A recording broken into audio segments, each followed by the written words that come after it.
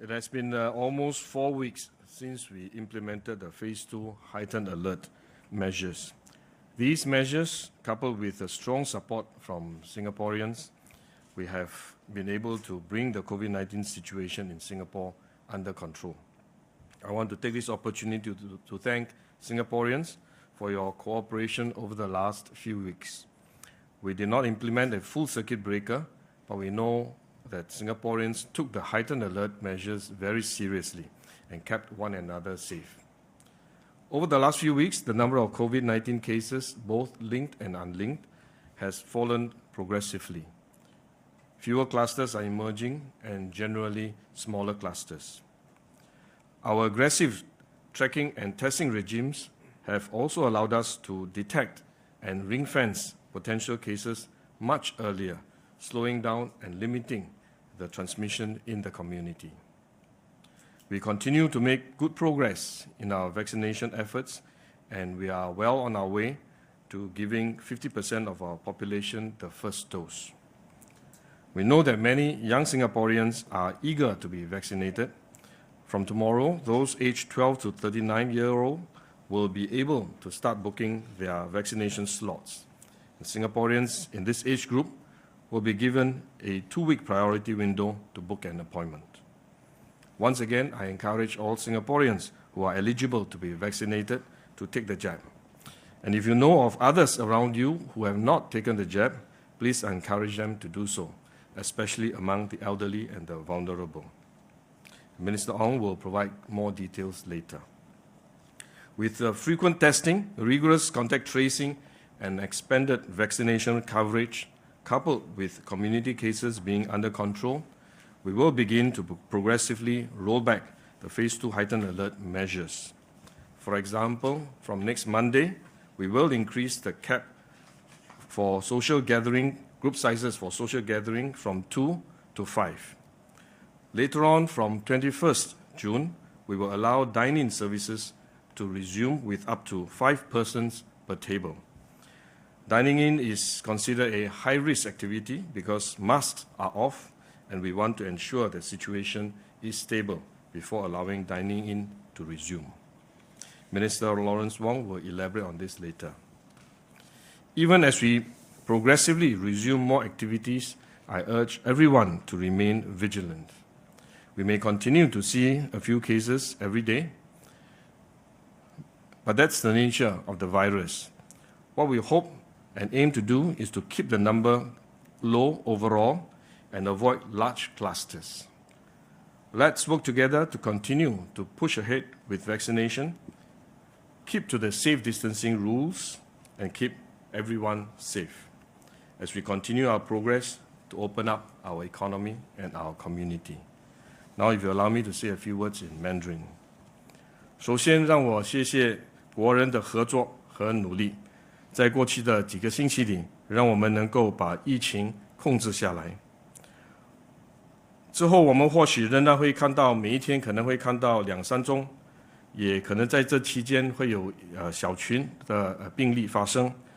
但我们也在这期间提高了我们的追踪的能力，扩大了我们测试的能量，也让我们能够更有效地制止疫情的蔓延。再加上我们疫苗接种的计划也如期顺利地进行，使我们可以开始重新开放社区和经济活动。在这里，让我再次的谢谢国人的配合，让我们继续同心努力，推动疫苗接种工作，以保我们国人的安全。谢谢。Now I'd like to hand over to Minister Ong Ye Kung to talk about from a MOH point of view. Thank you. So Minister Lawrence Wong, DMS, and myself will elaborate on what Minister Gan have just said. First, on the situation, on the pandemic's public health situation, we have had low cases now for about 5 days since 6th of June.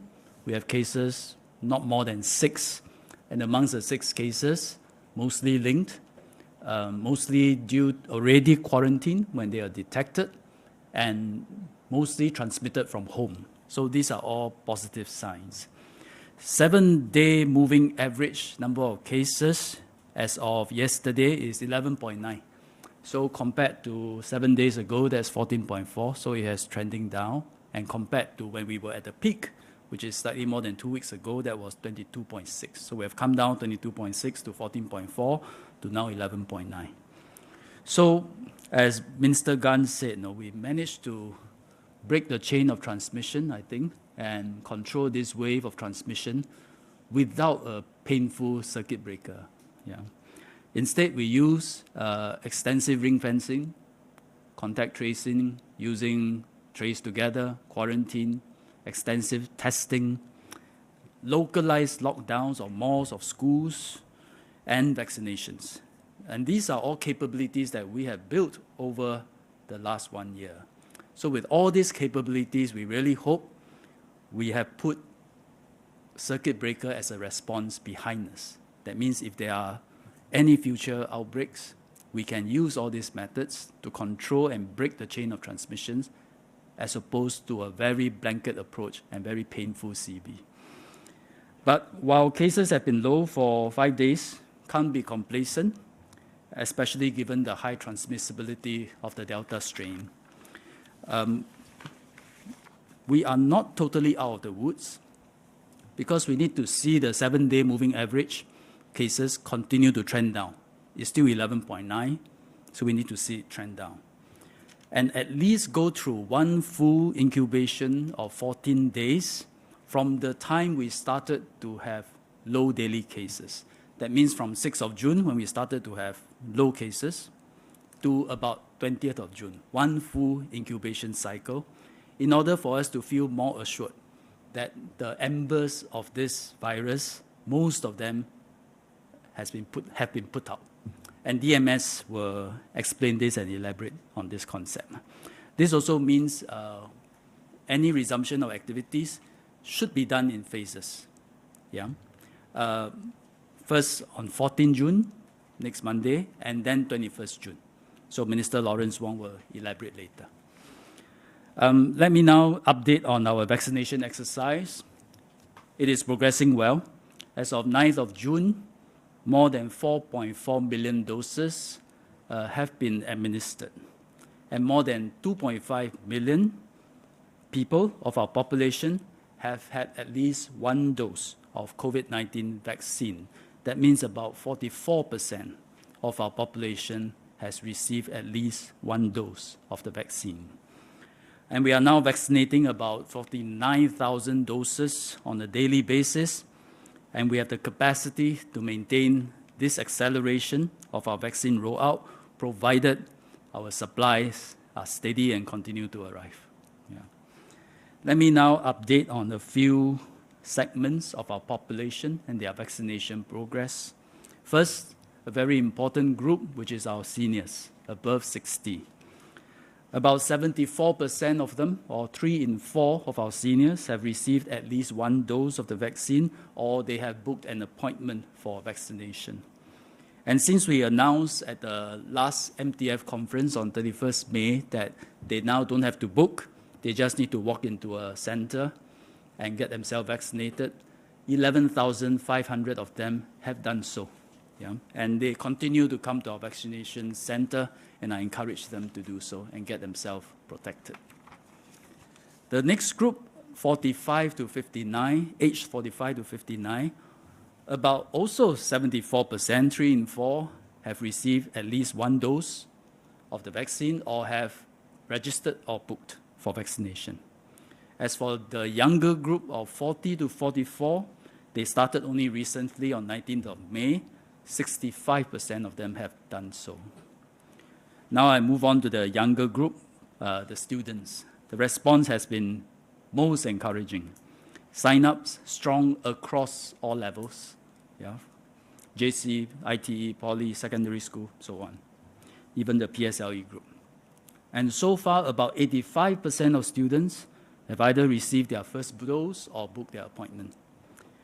Now let me move on to the other group, the individuals who have allergies to drug or to certain drugs or food and have been rejected by us before at our vaccination center. There's a total of 32,000 of them. And as you know, the expert committee has recently recommended, after studying global data, that it is safe for them to undergo vaccination.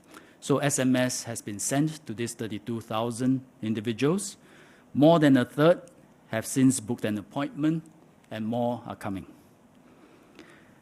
Of all local COVID-19 cases, let me now move on to another piece of important data, which is the effect of vaccination on infection as well as severity of the illness, particularly on the latter.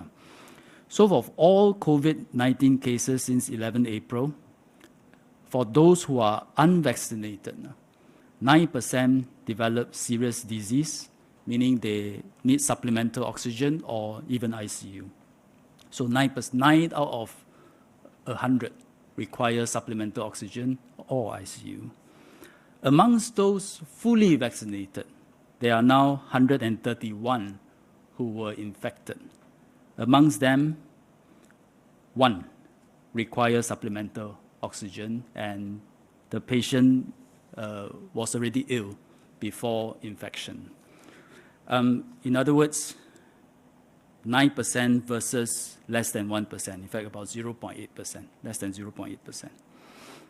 We will be inviting the remaining age groups, that is those aged 12 to 39, to sign up for vaccination from tomorrow. And this is a big group of about 1.5 billion people yet to be vaccinated. So Singapore citizens aged 12 to 39 who have yet to be invited will get a 2-week priority window to book your vaccination. Let me offer a tip here. Because we extended to students, and for the younger students, they can only take Pfizer-BioNTech. So for those who are invited to book a vaccination, if you go to a Moderna center, you are more likely to get an earlier slot. So bear that in mind. Our experts have also recommended that those who have recovered from COVID-19 infection should receive a single dose of vaccine to further boost their immunity against COVID-19. So from tomorrow, we will also commence single-dose vaccination for persons who have recovered from COVID-19 infection more than 6 months ago. Now, let me talk a little bit about testing. As we want to resume more activities, we need to make testing fast, easy, and accessible. So the Health Sciences Authority, or HSA, has granted interim authorization to 4 antigen rapid tests. They are self-test kits for sale to general public. And these tests produce quick results in less than 20 minutes. They are simple to use. They can be self-administered. From next week, 16th of June, these kits will be dispensed by pharmacists at selected retail pharmacies. And we will then open up for counter sales at more retail locations progressively. Now let me just finish off with a few words in Mandarin.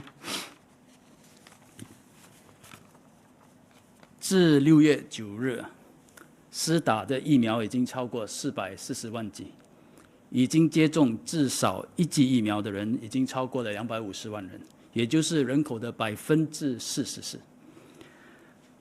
超过60岁的年长者中呢，大约74%已经接种至少1剂疫苗，就是4个人之中3个已经接种了，或者已经预约要接种。我们上个月5月30日的时候就宣布说，年长者现在不需要去预约，只要直接走进疫苗接种中心就可以接受到疫苗。我们宣布了过后，已经超过11500名年长者已经这么做了，希望大家再接再厉，继续的响应这个号召。接下来呢，就是学生啊，学生的反应也是非常令人感到鼓舞。每一个年纪的学生都有很好的反应。到目前为止呢，大约85%已经接种了第1剂疫苗或已经预约接种。我们也邀请了大约32000名之前呢，因为食物或药物敏感的关系，没有办法预约接种。我们的 SMS 就在前几天寄了出去给他们。现在他们这群32000人之中呢，超过1/3已经预约了，也希望大家再接再厉。4月11日至今的本土病例当中啊，没有接种的人当中呢，就有9%病情严重，需要氧气的补助或者在 ICU。至于已经完全接种的人士当中呢，有131名已被冠状病毒的感染，但是这131名人之中呢，只有1个人的病情严重，而且这位人士呢，在感染之前已经有患病了。接下来我就叫DMS 继续他的讲解。DMS, please. Thank you very much, Mr. Ong. The tightened safe management measures introduced during Phase 2 heightened alert have helped to break or slow down the chain of transmission and reduce the overall number of community cases. In today's press statement that will come out later, we will be announcing 4 new cases, 2 of which are linked to previous cases or clusters, and 2 as yet remain unlinked. We've worked hard with epidemiological investigations to determine whether unlinked cases were linked to other cases or clusters and what the potential modes of transmission are. The proportion of community cases that are unlinked has progressively decreased from 19% in the week before to 11% in the past week. A number of the previously unlinked cases have also been found to have links with other cases and clusters after these investigations and phylogenetic testing had been completed. The proportion of community cases that were isolated before COVID-19 infection was confirmed has also increased steadily from 59% in the week before to 80% in the past week. And this suggests that we have been largely successful in our contact tracing, and ring-fencing efforts are disrupting further spread from these cases. Our extensive testing around clusters in the community includes special testing operations taking place in the community. For example, as of the 7th of June, more than 44,000 individuals had been tested in relation to the GEM Westgate cluster, with 10 infected cases being detected. But the last positive case from this testing operations was detected on the 24th of May, and there have not been new cases detected from this special testing operation since. And this suggests again that our testing and quarantine measures have slowed community transmission considerably. However, there are still unlinked cases where the source of infection and the method of spread is unclear, despite our efforts at contact tracing and epidemiological investigations. These unlinked cases continue to spread infection, and we have seen clusters emerge from these cases. The clusters have arisen largely through spread in the household setting, with the remaining rising in school or workplace settings, or in social community settings. In the past week, the proportion of community-linked cases that were infected through household transmissions has increased to 86% in the past week, compared to 75% in the week before. As Minister Ong has stated, from the public health perspective, we will be more confident that we have good control of community transmission if we see a sustained drop in the number of cases, particularly of unlinked community cases, for at least a duration of 14 days or 1 incubation period. As we saw the drop in the number of community cases occurring last week after the 5th of June, the next 1 week is important to confirm our assessment. While the situation continues to improve, the fact that we see occasional unlinked cases in the community indicates that cryptic spread of infection in the community has been suppressed but has not been eradicated. If we drop our guard, be complacent, lose our discipline in practicing mask wearing, and stop adhering to safe management measures as we lighten up on Phase 2 heightened alert measures, more unlinked cases can easily arise. And given the presence of viral variants of concern, particularly the Delta variant, or the formerly known as B.1.617.2 variant, which is said to be more transmissible in closed settings, large clusters of cases can easily arise over a short period of time. It's therefore prudent that our reopening be paced and progressive so that the increased social, community, and workplace activities that result from reopening do not result in an increase in new cases. Minister Ong has shared also about HSA's provisional approval of 4 antigen rapid tests or ART self-test kits for sale to the general public.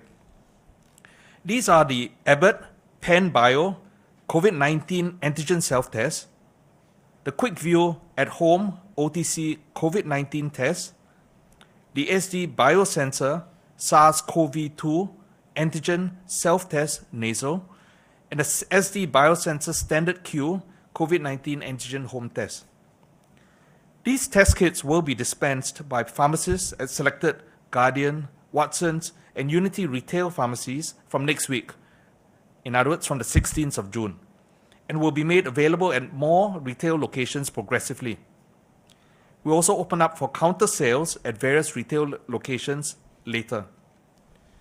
More information on ART, including how it is to be used, how the results may be interpreted, will be made available through various media channels and in the MOH website, again from the 16th of June onwards.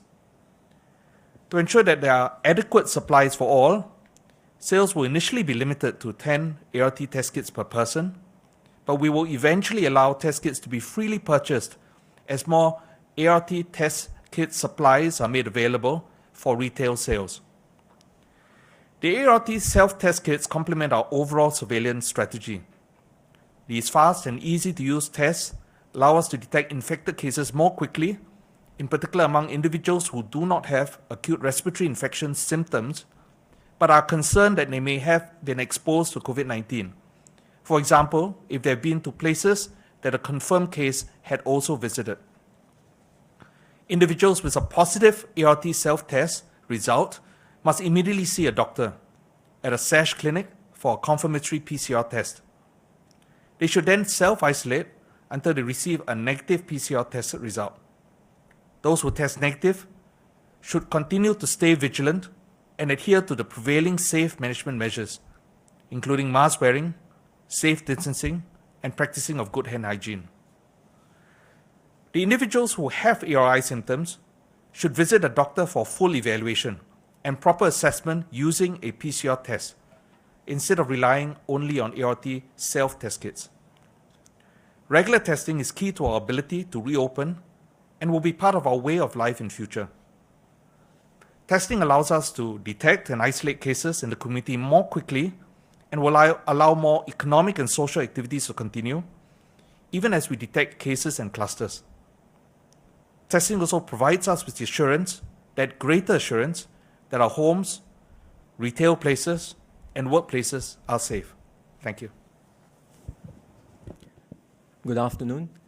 I'd like to add my thanks to everyone in Singapore for your forbearance and cooperation, which has enabled us to bring this latest outbreak under control.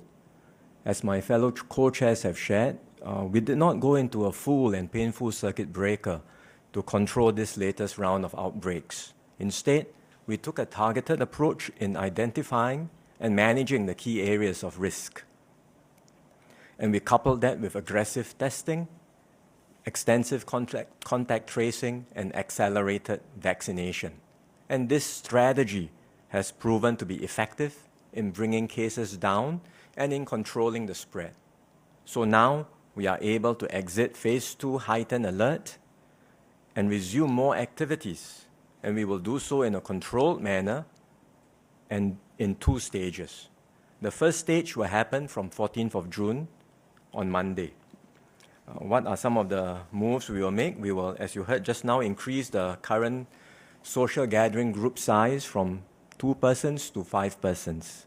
We will increase the cap on the number of distinct visitors per household per day, likewise to 5 persons. And we continue to encourage everyone to limit the number of social gatherings to no more than 2 a day.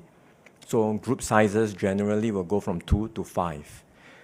For venues like attractions, museums, and public libraries, we will increase the current capacity from 25% to 50%. For gatherings and events, we will also increase the size limits. This will apply to situations like MICE, sports events, cinemas, congregational services, as well as marriage solemnizations. Generally, for these types of settings, the guideline will be you can proceed with 50 attendees without pre-event testing, but with pre-event testing, you can go up to 250 attendees. There are some settings where masks are not worn, but these tend to be lower risk because people are not talking, and so we will resume activities in such settings, and that would apply, for example, to facial services, as well as to taking of photographs during a marriage solemnization. So you will be able to do that from 14th of June. So that covers the first stage of reopening. The second stage will happen from the week after, on the 21st of June.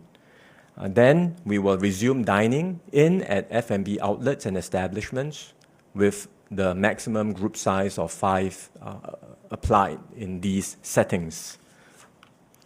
We will also resume other higher risk activities without mask on, and this would include activities in gyms, fitness studios, other types of mask off sports activities, in-person tuition and enrichment classes, which also has been higher risk. We will allow all of these to resume from 21st of June onwards. Wedding receptions and banquets will also be allowed to restart with a maximum of 100 attendees, including the wedding couple, and with pre-event testing required. We will still require everyone to work from home as a default during this period, even in the coming weeks. So employers should ensure that employees who are able to work from home continue to do so, and should continue to stagger the start time of their employees and implement flexible working hours. We think that's still necessary in order to minimize movement and to minimize risk. Some businesses will be effectively closed for another week because of this two-stage reopening process, so we will continue to extend the job support scheme to them during this period. With increased activity levels as we reopen and resume more activities, we must be prepared to see more cases. Because, as we all know, there are still hidden cases in the community which can easily flare up, especially with this highly transmissible variant. We won't be able to eradicate all of these hidden or cryptic cases in the community, so we will have to learn to live with the virus and then try our best to minimize transmission and minimize the risk of large clusters breaking out. How do we do this? First, we must continue to ensure compliance with all the safe distancing rules and safe management measures, especially in higher risk settings like F&B outlets where people do not have their mask on. So while I understand that F&B operators will be disappointed that they have to wait one more week before they can reopen, I would ask all of them to make use of the 1 week to really go through their processes, their protocols, make sure that their restaurant layouts comply fully with the rules, that diners, when they come in, would be 1 meter apart at least, and have good ventilation in their restaurants, because we know that these are high-risk settings. Second, we will introduce more regular testing. We will require this for all staff who work at high-risk settings without their mask on. And that will include dine-in F&B establishments, facial services, saunas, gyms, and fitness studios. So anyone working in these kinds of settings will have to go for regular testing with the rapid antigen test kits that we've talked about. So we will introduce this new fast and effective testing regime for high-risk workers. And the details of how to go about the testing will be announced later. Third, we will have faster and more comprehensive contact tracing, as we have been doing this past few weeks. So each time we pick up a positive case, we will move in quickly with surge testing and with a very wide ring fence to contain the spread of the virus. This means that more people will have to be tested, Potentially more people will be issued quarantine orders or even mandatory stay-home requirements.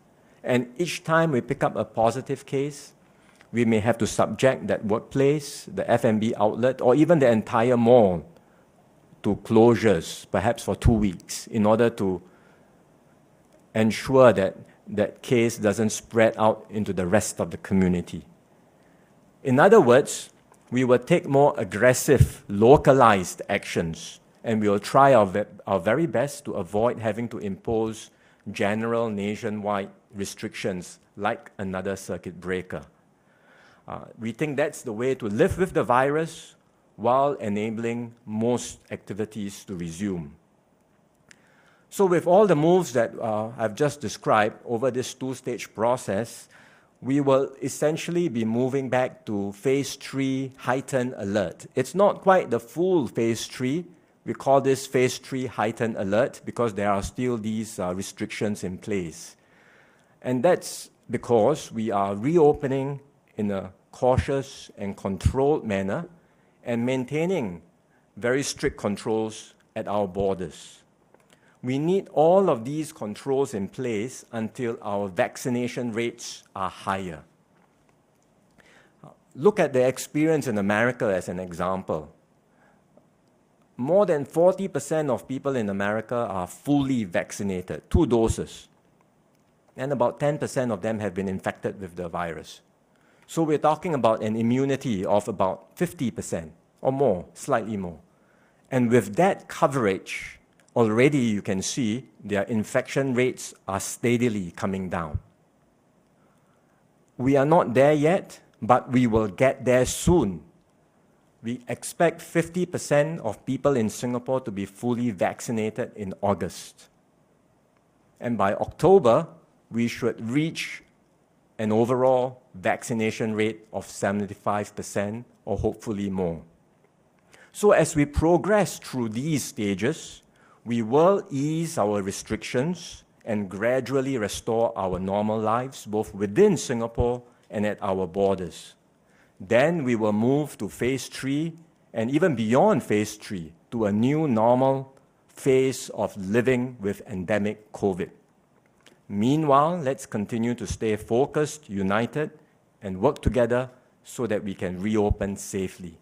Let me just say a few words in Mandarin to wrap up. 大家下午好。首先非常感谢大家配合我们的防疫措施。由于大家的合作，目前的整体情况有所改善。因此，接下来我们将分2个阶段放宽防疫措施。第一阶段从6月14日起，聚会人数将从目前的2人提高到5人。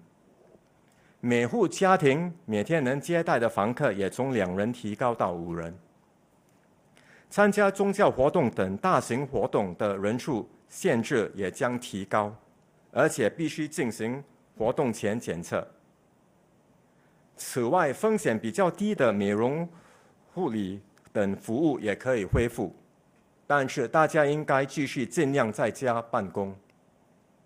第二阶段从6月21日起，我们将开放更多风险比较高的活动，包括脱下口罩才能进行的活动。这包括全面恢复堂食，每组最多5人，每组之间也要保持安全距离。健身房也可以恢复室内的活动，而婚宴也可以恢复，顶限为100人，而且必须进行活动前的检测。我之前宣布，我们推出总值8亿元的配套来帮助这段期间受影响的商家和群体。由于一些商家在第一阶段还是无法全面营业，我们将在这段期间继续为他们提供更高的雇佣补贴。总的来说，我们将分2个阶段解封，而在对抗冠病的路上，有2个重点是不变的。第一，请大家继续遵守安全管理措施。第二，政府将继续加强检测、追踪、施打疫苗的工作。我希望大家继续和政府合作，配合防疫措施，让我们能一起克服冠病疫情。谢谢。Thank you. I'd like now to invite questions from the media. May we have the first question from Timothy Goh, ST. Thank you, Ministers, DMS. It's a very detailed roadmap that you have laid out for Singapore's gradual reopening. But I'd like to ask, what if the number of infections goes up again, as happened during our last gradual reopening, when we also reopened in a controlled, cautious manner? What went wrong the last time? What have we learned from it? And what are we doing differently this time to prevent something like this from happening again? Thank you. Thanks for the question, Timothy. Nothing went wrong the last time. As was mentioned, once we resume activities and there are more movements in the community, we must expect some cases to emerge. It's bound to happen because we have not eradicated cryptic or hidden cases. So each time people move out more, interact more with one another, there will be these cases emerging. The key to sort of containing it is to make sure that even when cases do emerge, we keep the situation under control and we do not allow large clusters from breaking out in the community. And the way we are going about that is by doing more aggressive testing, by doing wider and more comprehensive contact tracing, and continuing our vaccination program to get more people vaccinated. So these are the strategies which we are utilizing now, which will allow us to resume more activities safely. Thank you, Minister. We will have the next question from Tzu Peng, Zhao Bao. Minister Ong would like to add on to the comment. Yes, please. Yeah, so what Minister Lawrence said is very true when more people circulate. But I think there was also an impetus, and we know it came through the border. So what have we learned? I think we just have to be a lot tighter on the borders now. So you have monitored what we have announced over time, trotted down the figures, trotted down the numbers, impose pre-departure testing across the board, including returning Singaporeans and PRs, an outright ban on certain high-risk places. So I think the posture as we open up this stage of opening back to phase 3 heightened alert, we also need to make sure we continue to secure our borders, because it takes both the impetus coming through the border as well as local circulation to create a wave of transmission. So these are all the things that we are constantly improving on and learning from past experiences. Thank you. It's also important to remember, I think, what DMS mentioned just now. As we open up, every time when we open up, we must expect that with the opening up, you are going to see more interaction in the community. And therefore, the risk of transmission will definitely go up. And that is why it is important for us to continue to observe whatever rules that remain in place so as to reduce the risk of transmission. We have seen this even last year when we moved from phase circuit breaker coming out from circuit breaker into phase 1. We see an increase in numbers. And from phase 1 to phase 2, phase 2 to phase 3, we also see increases in number initially. But if we continue to remain tight in our safe distancing measures, we will be able to control it and to bring it down quickly. So I think it's the same thing. In fact, Minister Wong has emphasized that as we move from phase 2 heightened alert to phase 3 heightened alert, we must expect that the number of cases may go up because of increased interaction. And what we need to do is continue to push ahead with our vaccination program, at the same time step up our testing and contact tracing to ensure that we are able to contain these infections quickly to reduce the risk of a big cluster forming. I think that must be our strategy. And if we are able to succeed in doing that, then it will allow us to continue on our journey of opening up and move towards a steady state situation in time to come. Thank you, Ministers. We'll have the next question from Tzu Peng, Zhao Bao. Hi, good afternoon, Ministers and DMS. This is Zhi Peng from Zhao Bao. So South Korea announced yesterday that it's hoping to expedite travel bubble talks with Singapore from as early as July. So could you kindly share some updates on the progress of these discussions? And also for the cluster at Block 506 Hougang Avenue 8, may we know what has been known about the possible transmission modes that prompted MOH to conclude that these 13 confirmed cases are related. Since all these 13 cases are from the same stack, could sewage transmission have been possible? Thank you. I'll ask Mr. Ong to respond to the travel bubble issue, and I'll ask DMS to report on the Hougang cluster. Yeah, Lawrence and I look at each other this time, so I'll take the first question. On South Korea, as I answered before, the term air travel bubble has been very loosely used.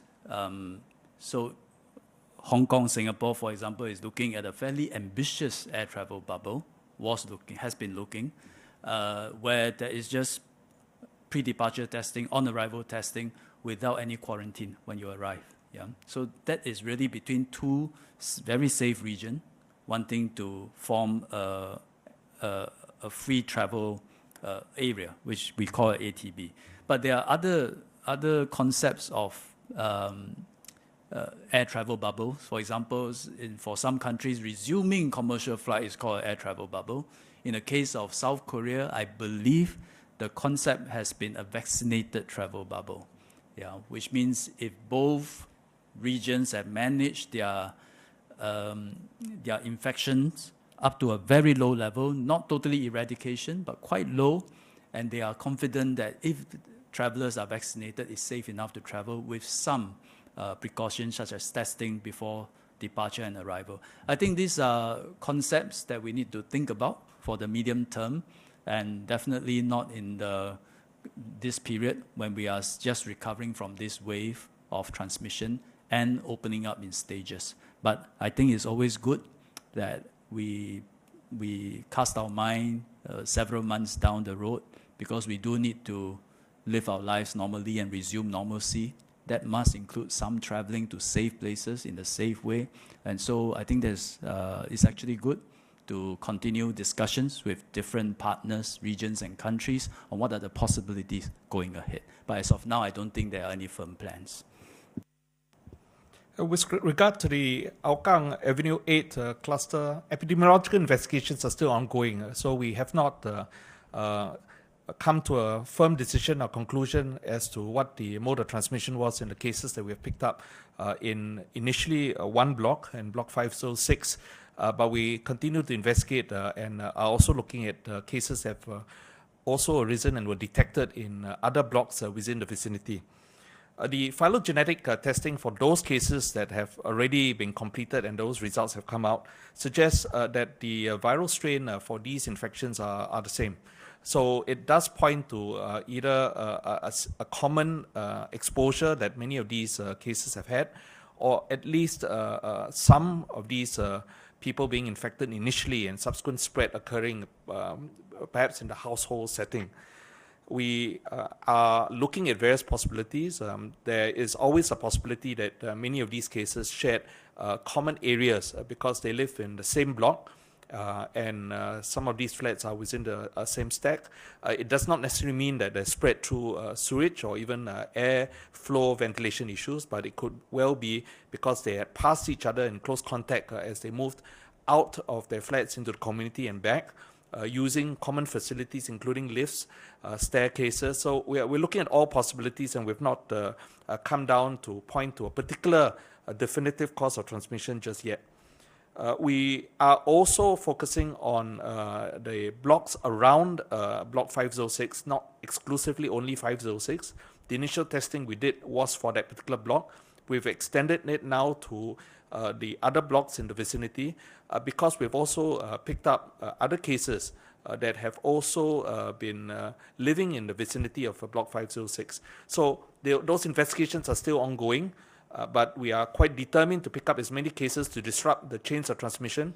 So the testing operation continues, and we are continuing to be inviting all residents to come down, to volunteer, to step forward for that testing. Let me add that I had a discussion with my counterpart in Hong Kong recently, and we touched on the issue of travel bubble. And both of us acknowledged that it is important for both parties to put in place safe management measures in order for this to open up. And one of the key measures is really to enhance our vaccination rate. And once we have a very high vaccination rate, then it opens up a lot more possibilities and offer us greater flexibility even in international traveling. But both of us also acknowledge that the hard work of our transport ministers in the past between the two places have established the basic framework for this collaboration in air travel. I think this will serve us well in time to come. And the discussion is continuing, but I think it will require some time, especially until we are able to raise our vaccination rate. Then this will give us greater confidence and greater flexibility in implementing air travel bubbles. Thank you, Ministers and DMS. Dear members of public, just a gentle reminder to keep to one question per media only. We'll have the next question from Su Hui, Channel News Asia. Hi, Ministers and DMS.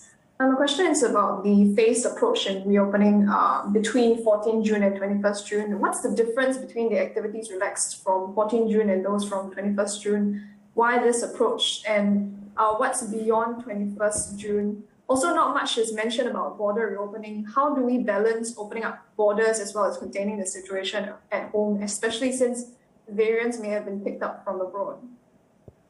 Well, we have highlighted two steps because in the second step, we are resuming activities which we have identified to be of higher risk.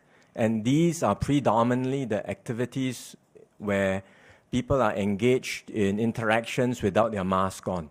If you look at it, it's F&B, it's gyms, fitness. These are the higher risk settings. And that's why we decided to wait, as was mentioned just now, for a full incubation cycle of low, stable numbers. And then we will be able to resume these activities that are of higher risk on the 21st of June. And that's why we are doing it in two steps rather than just immediately. As for the border controls, again, you heard just now, we are continuing as we emerge out of this heightened alert period, phase 3 heightened alert. We still have to ensure that we keep things fairly tight. So we will continue to have tight border measures as we have in the past, but we have learned from the experiences. We have put in place additional safeguards, additional precautions, and these are all in place at the airports as well as the SHN hotels. And at the same time, we have throttled back the flows during this period. We do understand at some point in time, the demands for workers, whether it's migrant workers for the construction sector or migrant domestic workers to look after families, those demands are there. And at some point in time, we will have to consider how to allow more of them to come in. But we will study, based on the situation in the overseas countries, in the source countries. We will review and make sure that our processes are tight. And then as and when we are ready and when our local situation remains stable for a while after it has been stabilized, then we might consider at some stage allowing more of a flow of such workers to come in. But exactly when, I don't think we can give you a timeline right now because we continue to monitor the situation, and our focus has to be to make sure that within Singapore and within our community, we can progressively resume more activities safely. So that remains our focus. Maybe let me try give an analogy now. So this wave of fire is not like this wave of infection is not like a big forest fire where the entire thing is burning. You see spots of fire. We didn't resort to flying overhead and dropping big water bombs, but the trucks went in with our tanks, water tanks and hose, and we managed to put it out. We just put it out for 5 days. And now we are looking. We don't know whether the embers are burning, and if we catch some dry leaves, it may spark off again. But we are at that stage where we are watching. The fire's looks like it's been put out. There are still some embers, and we are watching it. And I think this is where we are now. So from now to 21st, and probably a couple of weeks beyond, is a very cautious period where we are cautiously opening up. So basically, we are doing this in a step-by-step approach. The next couple of weeks, the focus is on opening up our local economy, our local domestic community, to allow people to gather, to allow people to dine in.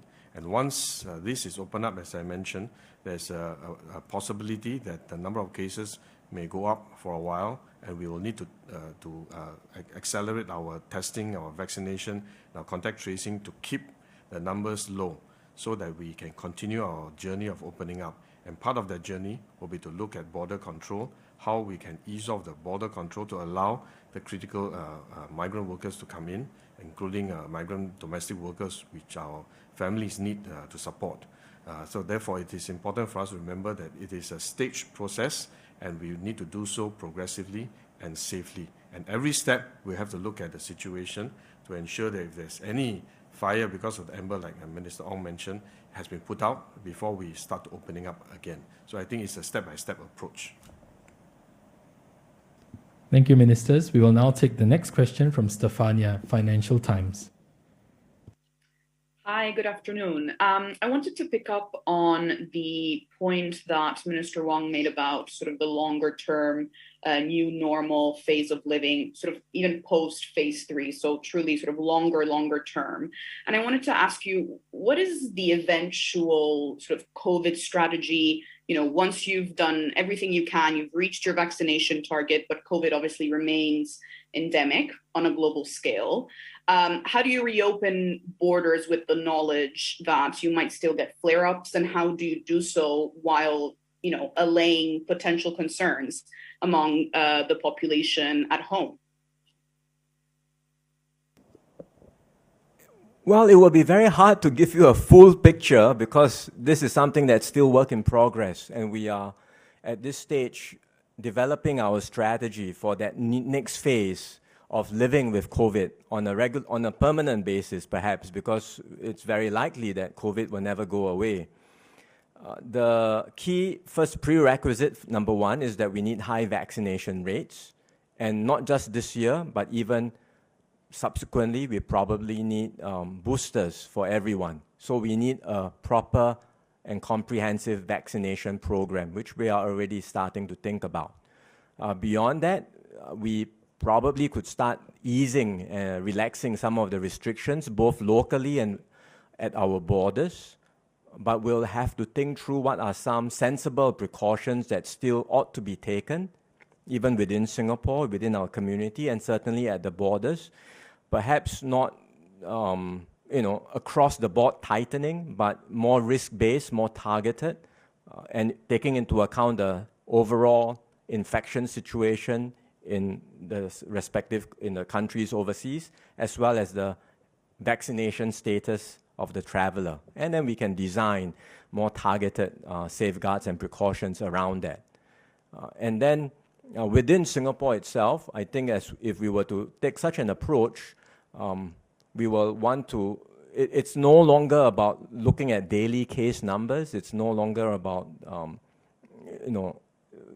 going after each and every infected case, because it's very likely that even if a person were to be infected, despite having the vaccination, as you heard just now, the breakthrough infections result in very mild or even asymptomatic treatments. So we will need a different protocol for such cases. And beyond that, hopefully there may even be better medical treatments that will give us greater assurance that even if a vaccine breakthrough infection were to occur, even in a rare occasion where there are serious illnesses, treatments are available and people can recover.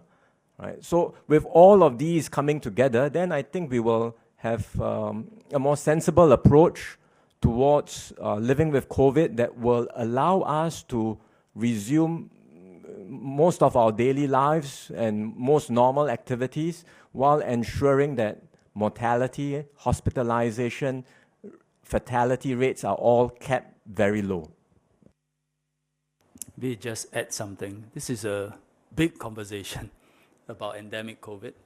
And rest assured, Singapore, like many other countries, we are thinking of how we eventually enter an endemic stage, living with COVID safely and able to live life normally. It will be a journey. I think this is something that the MTF is discussing, and I think there will have to be a plan and a roadmap in the months ahead.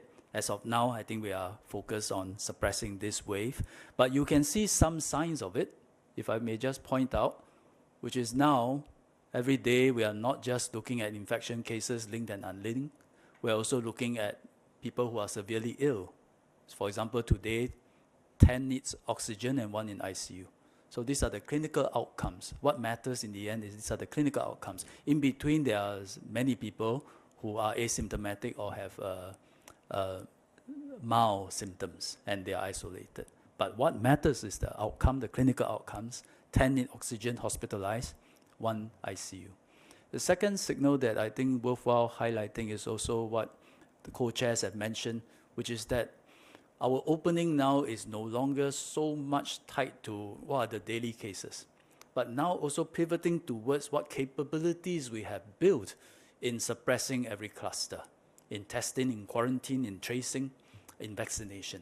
So I think these are some shifts that you start to see, and then I really hope we have put CB as a tool behind us, that in future with capabilities like these, we don't have to resort to big sledgehammer approaches like circuit breakers.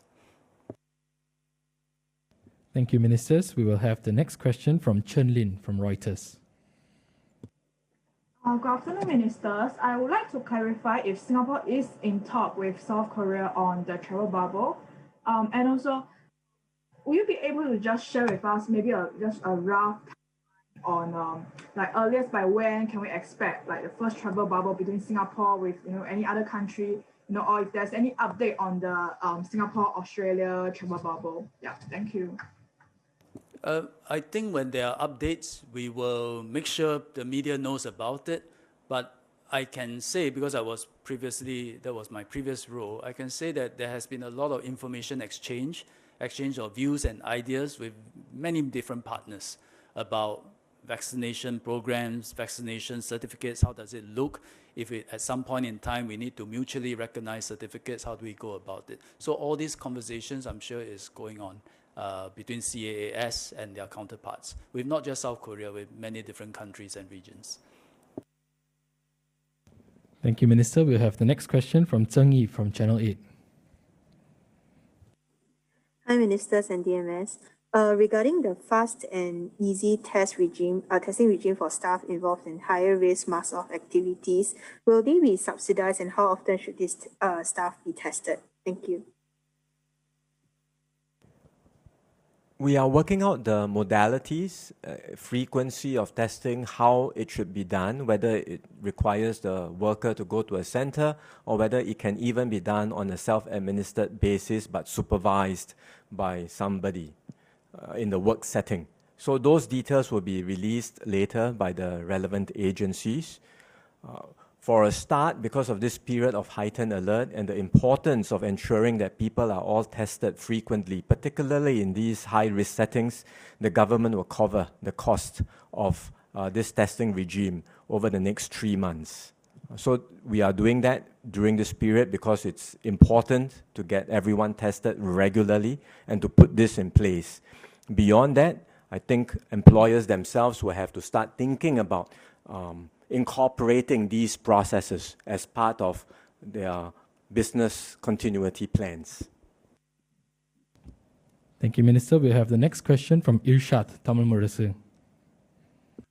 Good afternoon, Ministers and DMS. I'm Irshad from Tamil Murasu.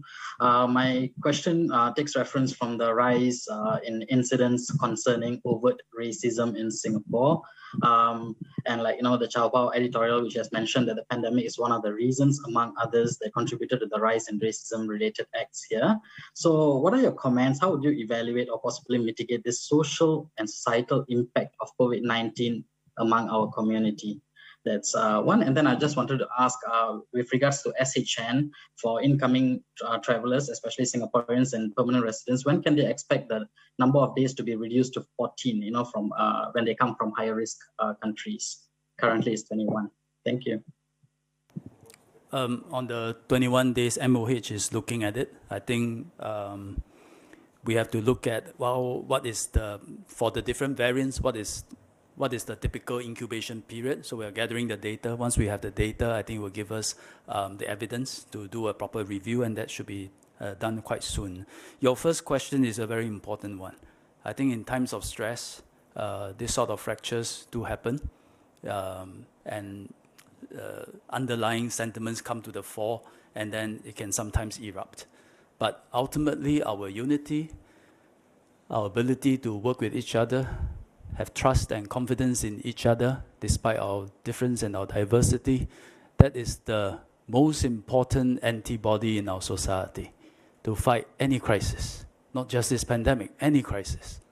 So it is most important that in this period where everyone is feeling a bit fed up, lots of stresses, social media has all kinds of bad news that always run faster than the good news, we must remember this fundamental DNA that as Singaporeans we share with each other, our trust, our confidence in each other, that we have come so far from far worse crisis to what we are today, and so continue to keep that unity and that resilience, and keep that trust. That's the main currency, the main antibody to fight against the pandemic. It's also a timely reminder to all of us that multiracialism cannot be taken for granted. It is always work in progress, and we have to continue to strengthen our cohesion, and we continue to have to work hard it's like a vaccination, to vaccinate us against anti-racial sentiments. So it's important for us to continue on this work, and this, especially during this pandemic, we understand the stress level the people will be facing, and there will always be a trigger point that may flare up our sentiments. But it's important for us to always remember that we are a multiracial society, and we need to continue to work with one another. And fundamentally, the virus does not recognize language, religion, or race. Just a quick point to add that, in a crisis like this, you do see the best and worst sides of humanity. Yes, there are negative incidents overseas and in Singapore. You see them. Each time we see something like that happening, I think we should take a stand, make very clear that this does not represent us, and we do not condone any such acts of racism or xenophobia. But we should not forget also that we have seen throughout this crisis and pandemic many, many positive sides of Singaporeans coming together. We have seen the best of the Singapore spirit at work. People reaching out to their neighbors, their strangers, helping out one another, helping the workers in the dormitories, continuing to do so during this difficult period, going the extra mile to take care of their fellow Singaporeans and everyone, and many people in the front line doing that, regardless of race, regardless of religion, crossing boundaries and being prepared to go outside of their comfort zone to help one another. I think that strong spirit of solidarity and unity is amply demonstrated throughout this pandemic.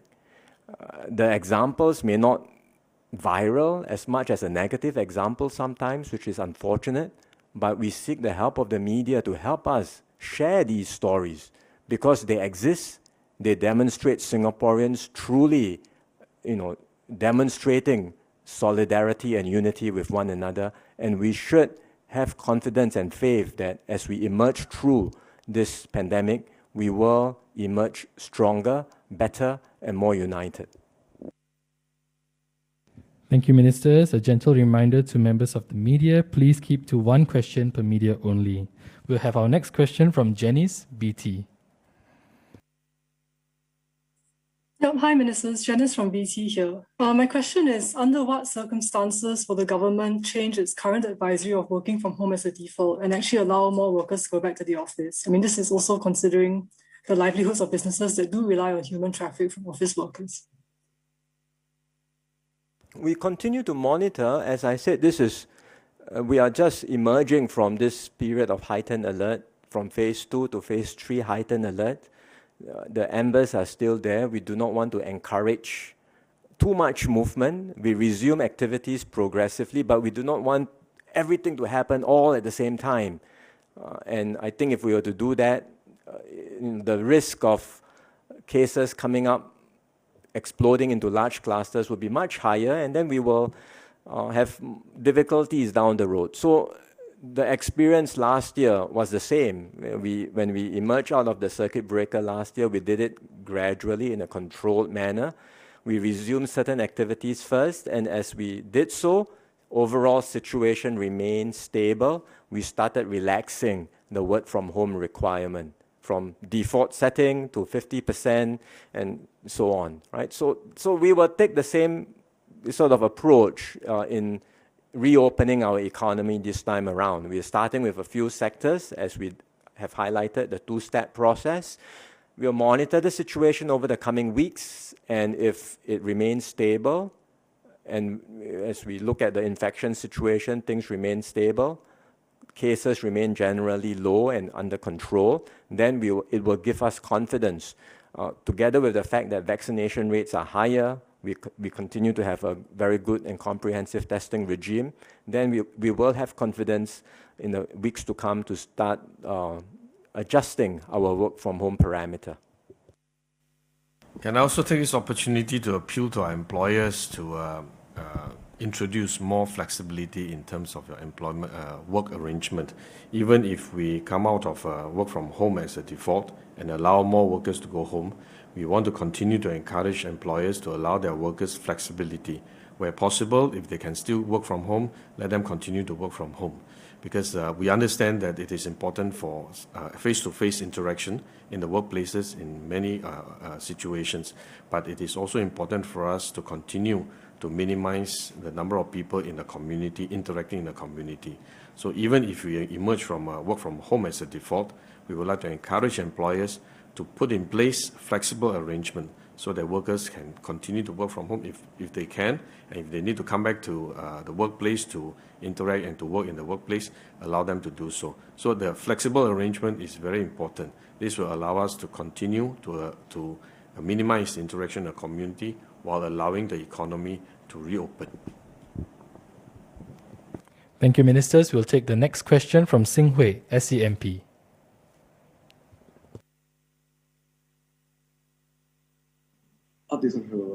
Oh, hi, Ministers. Good evening. Good afternoon. I know you've answered this a number of times, but again, we wanted to find out whether there are any updates to the travel bubble with Hong Kong, and when can we expect to hear more about it now that the numbers are a lot lower in Singapore? I need to get an update from Minister Iswaran. As of now, because I know the agreement well, I do not think we have crossed the criteria for resumption. And even if we cross the criteria for resumption, as Minister Gan mentioned earlier, we are in a very cautious state. And so we probably don't want to rush. It's important that at this state, embers are still there. We want to be quite cautious. But I do agree with you that we must get conversations going. There's really is no harm, and in fact good, to continue to talk to our various partners to see how we can restore our connections with the world safely when the time is right. Yeah. Thank you, Minister. And we will now take the final question from Sandra from ARD German Radio and Television. Good afternoon. Do you have a message for the expats who already call Singapore their home, but who are outside of the country right now and are not able to enter at the moment? Will they have the chance to come back after the 5th of July, and what will be their possible waiting time?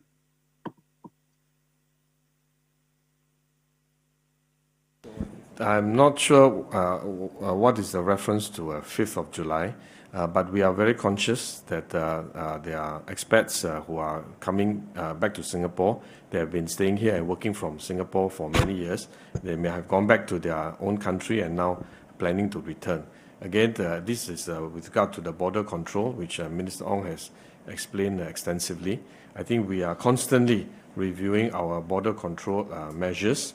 And in the immediate future, over the next couple of weeks, our focus is, as Minister Wong mentioned, opening up our local community and restarting our economy, allowing more people together and allowing dining in to commence.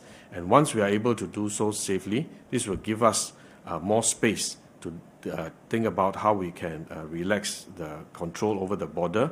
At the same time, we are also stepping up our vaccination to protect Singapore population who are already here, and at the same time ramping up our testing and as well as our contact tracing capability.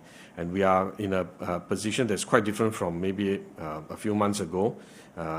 We have actually enhanced our capability in all these three areas, and therefore this will allow us to relook at our border control measures. And we have also even put in place more stringent protocol at the airport interfaces to minimize the risk of transmission. So once all these are in place and we are able to open up Singapore carefully, I think we'll be ready to look at adjusting our border control. And many of these, including Singaporeans who are still overseas today and they're planning to come home, and then we will be able to have a larger number of them returning in time to come. But the priority now is to ensure that the local situation is stable and we are able to proceed with this phase 3 heightened alert opening in a safe way. And then after that, then we will have more capacity to talk about adjusting our border measures.